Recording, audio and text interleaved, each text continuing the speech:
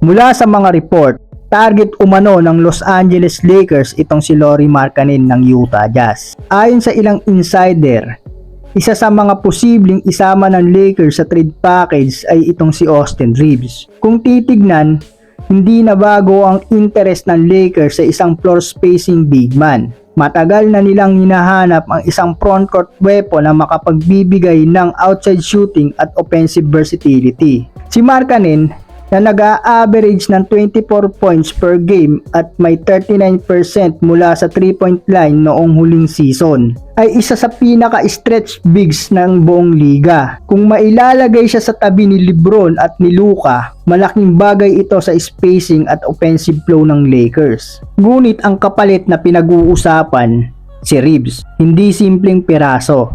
Sa loob ng 2 buong season niya kasama ang Lakers, napatunayan niyang kaya niyang maging reliable starter. Mula sa pagiging undrafted, umangat siya bilang isa sa pinaka-stable contributors ng koponan at kilala siya sa efficient shooting, composure at kayang mag-adjust sa mga iba't ibang role. Sa playoffs, ipinakita niya na hindi siya natitinag sa pressure at kaya niyang maging third option sa opensa kung kinakailangan. Kung itutuloy ang trade, malaking epekto agad ito.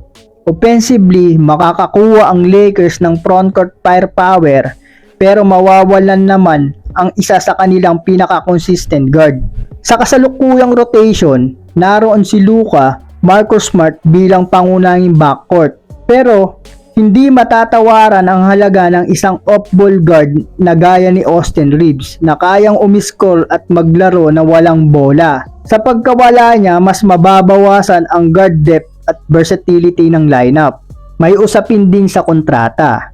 Si Reaves ay may team-friendly deal na magtatagal pa ng ilang taon. Kaya valuable asset siya na hindi lang sa laro kundi pati sa salary cap. Samantalang si Markkanen ay papalapit na sa free agency at posibleng humingi ng max level extension. Para sa Lakers, ibig sabihin nito ay short-term window para sa championship push. Pero may kasamang panganib kung hindi magtatagumpay at mapipilitang umalis si Markkanen matapos ang 1 taon o 2. Kung ang Jazz naman ang titignan, may lohika sa trade.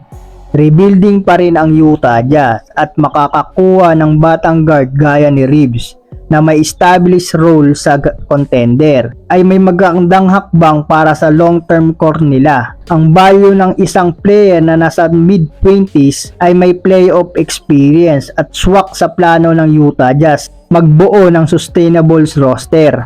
Para sa mga fans ng Lakers, hati ang opinyon.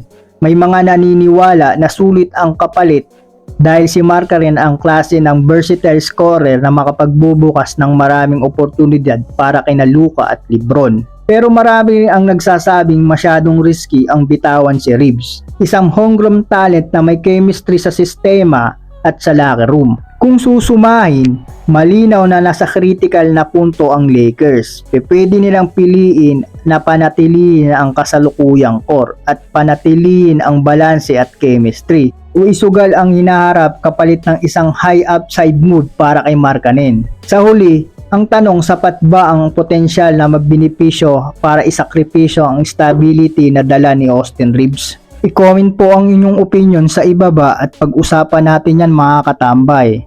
At huwag pong kalimutang mag-subscribe sa aking channel. Maraming salamat po.